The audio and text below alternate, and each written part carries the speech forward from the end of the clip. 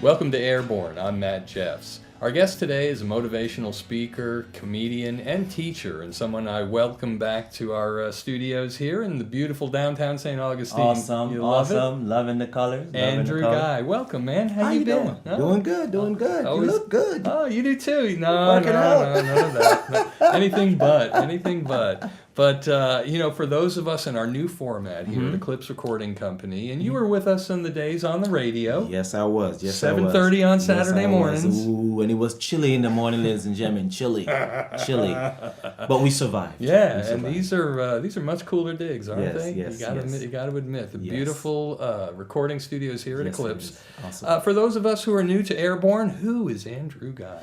That's such a tough question. I don't even know how to answer that. It's like, who are you? Well, I am a motivational speaker, comic, whatever you want to call me. But my thing is who am I? Is like, I am the type of person that is here to motivate individuals. Motivate them to realize who they are, and to push them or inspire them to become that person that they never thought they could be. That's me. That's what I do. And I get a kick out of doing that. That sounds like pretty cool work. Yeah, I get a kick out of doing I think that. I'd enjoy that. You've been an educator to students in schools. You've been Yes. an educator, a life educator for Yes, folks. yes. Who is a typical Andrew Guy audience? Is there such thing? There's no such thing as a typical audience. I believe that each and every individual, has an ear and they want something inside of them. It's like we're this open vessel waiting to be filled. And just like you with Airborne here now, we have like our audience out there, they have something that they need inside of them. And there's a new race that is at good news, in case y'all didn't know. Because according to what the pastor said, we're all sinners. Yes, we are. Saved by grace. And it is our duty here to become like Jesus together. Remember? Yes. You feel it? It's a bunch of good news we walking like this world.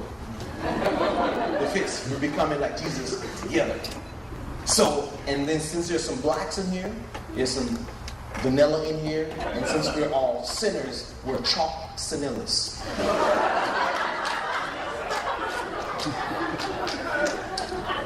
No other church, it's just here up in Good News. So if you want to be a part of the chalk vanillas, the good news is up in here.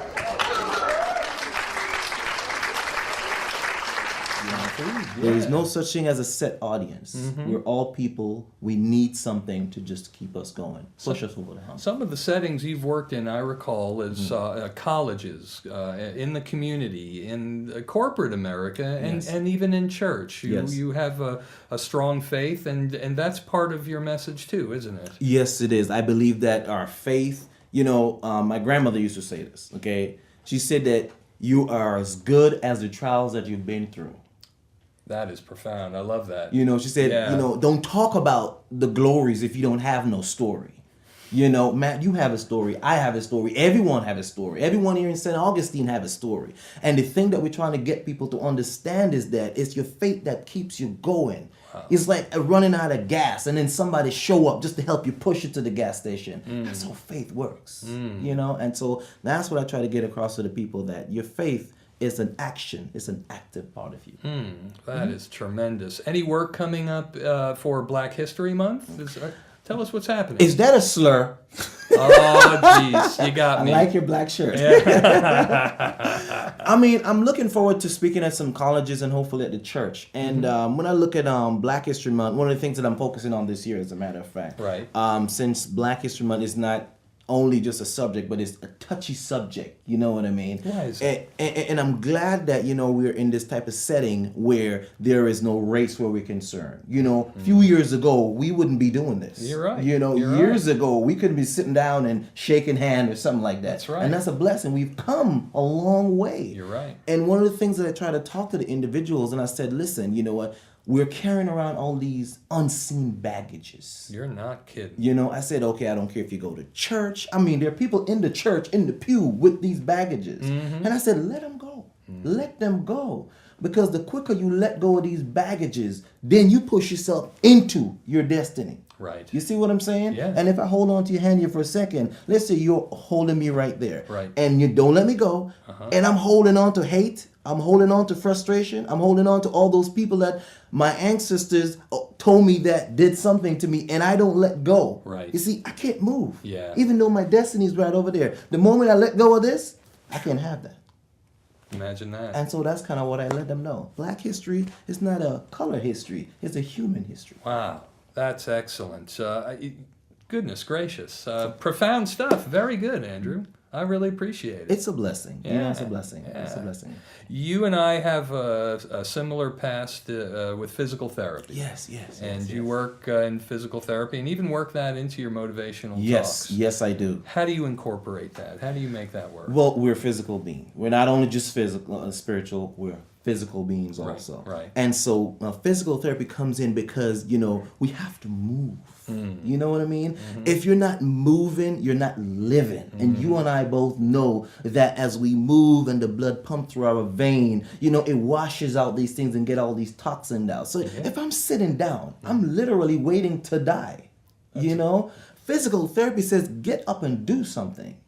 Move around your house. Use that energy because then it's going to be stored energy. Mm-hmm. It's like having some money in the bank and it's just being there and sitting there, growing interest, and you don't even know it's there. Someone else uses it. That's right. So physical therapy, I tell them, okay, fine. Whether you have a gift, whether you have a talent, or just know how to do something well, use it. Use it. Because if you don't, as we say, like the muscles, you lose them. Whatever you don't use, you lose. You atrophy. Yes. Yeah. Oh, that's a big word. Big college word. We'll apply that. Your motivation, I'm getting motivated just sitting next to you and listening to you. And again, you fold faith into it. Why is that so important in your eyes and mind? It's amazing because, I listen to my grandmother, my mom, and my dad all the time. Mm-hmm. And the wonderful thing about faith is that, it's transcendent. It passes culture, generations. And the thing is that, whatever you go through today, it helps your children to become what they want to be. Wow. You see, it's passed down. It's just a hand-me-down. Mm-hmm. You see what I'm saying? Mm-hmm. And the thing is, if you don't have faith, what do you have? Right. You're just haphazard and going back and forth. It's like a trial and error. Faith basically anchors you into whatever the things you want to accomplish. Mm-hmm. Whether it be college, whether you have a business. Take it for example. We're on Airborne right now, right? And we know that the show is going to go through the roof, okay? Few weeks from now, they're going to be calling, I need to speak to Matt Jeffs, please. It's just wonderful. It's all about faith, putting it into action. Mm-hmm. Yes. Wow. Tremendous stuff.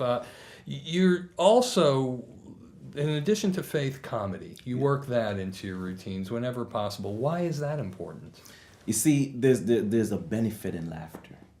It heals the soul. It's like crying, okay? Either crying or laughing. There's one thing that's happening when you're crying. When you're crying, you're ridding the soul of the things that are going on, whether it be a stressful day, a bad relationship, bad day on the job, or whatever the case might be. You're ridding the soul. But laughter is a celebration of not just yourself, but everybody around you. Mm-hmm. Can you imagine all of us just get together and go to a comedy club and just start laughing about ourselves and the thing we've been through? Oh, yeah. You come out there, you feel free. All that weight is gone. Yeah. That's really what life is all about. Get rid of the weight, live. You're laughing at the absurdities in life. Yes. It's really wonderful, isn't it? Yes.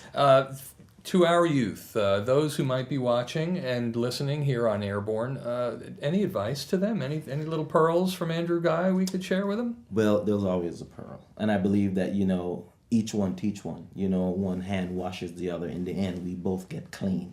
You see what I mean? Mm-hmm. And I said that, we also as youth need to think progressively. You have to think progressively. If we still thinking, 20 years back in the past, as I said earlier on, we're holding ourselves back, okay? Right. We need to team up, okay? There's always something that the other person knows or always something that the other person has that you can use, And as I use my hand here, one thing that I stressed to you, I said team up because it's teamwork. I believe that God created teamwork. Mm-hmm. And like PT, that, there are brevis and longest, the different kinds of muscles and different length. Mm-hmm. And so diversity plays a role. So I tell the youth, okay, fine, if you just love the black of your hand and don't appreciate the white of your hand, then, how are you going to succeed? You see what I'm saying? Yeah. I also tell them, I say, don't keep your fist too tight. because then, you know, you interrupt the circle of life. Relax so things can flow out and come back in, you know? And I just let them know, just honor your mother and father, man. It determines how long you live. That's just how I tell them. I keep it real with them. That's beautiful. Oh, gosh. I love having you here, and I hope you'll come back on a regular basis. Definitely. For those who would like to learn more about Andrew Guy, I know you have a website, Andrew Guy Speaks. Is that correct? Yes. AndrewGuySpeaks.com. That's AndrewGuy Speaks, like speaking like I'm doing right now, .com. Oh, that's beautiful. And people can go there. They can learn about your motivational speaking. Yes, they can. Any video clips or things There are like video that? clips on there on teamwork. There are video clips on self-esteem, because we know a lot of people are suffering from low self-esteem. So one of the things I try to tell them is, okay, fine, high self-esteem is what results to high productivity. Low self-esteem basically results to nothing. Okay? There are articles on there that they can read, a bunch of different motivational articles, so they can go on there, read on the site, and there are just a bunch of things that they can learn more about. Fantastic. Yes. Andrew Guy, come on back real soon, okay? Thank you so much for having me. Have a blessed day. Thank you for being on Airborne. That's what it's saying. When she would call my granddaddy would come in and say, oh, let me take over from here. And then he now, I don't know, what's his problem? Big old grown man gonna use the dumbest example to correct me. He said, oh, so you think you're the big bad wolf, huh? I'm thinking, you're upset at me, okay? And that's the best thing you can say to me for discipline. He said, oh, so you think you're the big bad wolf? Uh-huh. Well, I'm gonna huff, and I'm gonna puff, and I'm gonna blow you down, you hear me? And I'm thinking, you were watching the Three Little Pigs? I'm thinking, you wanna come and beat me, and you watching the Three Little Pigs? My granny, every now and again, would get in the spirit when she beat me. Because she felt she was doing the work of God. Because the Bible said, don't spit or ride, don't spoil. What is it? Say it again. You see, you did it live. You know? He knows it by heart. You probably done some of that.